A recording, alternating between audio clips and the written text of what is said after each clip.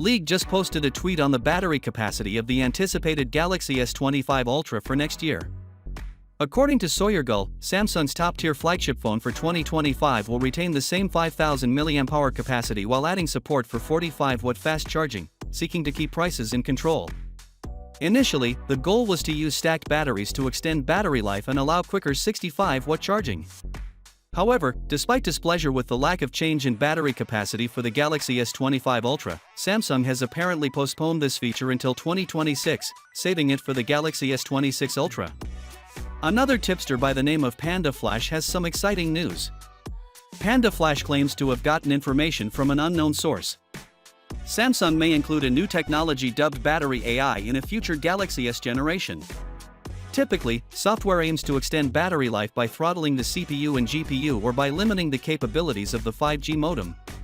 Panda Flash did not receive details on how Battery AI works, but speculates that it may work by shutting down unnecessary background tasks that consume system resources.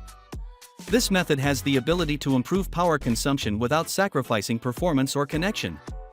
Panda Flash hasn't officially said whether Battery AI will debut with the Galaxy S25 series, but considering that the most of his articles center on the 2025 flagship line, it's logical to assume that the feature will debut early next year with the Galaxy S25, Galaxy S25 Plus, and Galaxy S25 Ultra.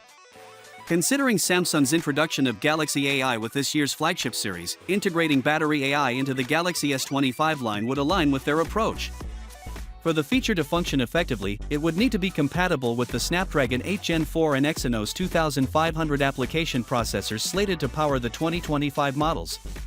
Should Samsung deliver this feature next year, it could potentially divert some attention away from criticisms directed at the manufacturer for maintaining the battery capacity of the Ultra model at 5,000 mAh since the.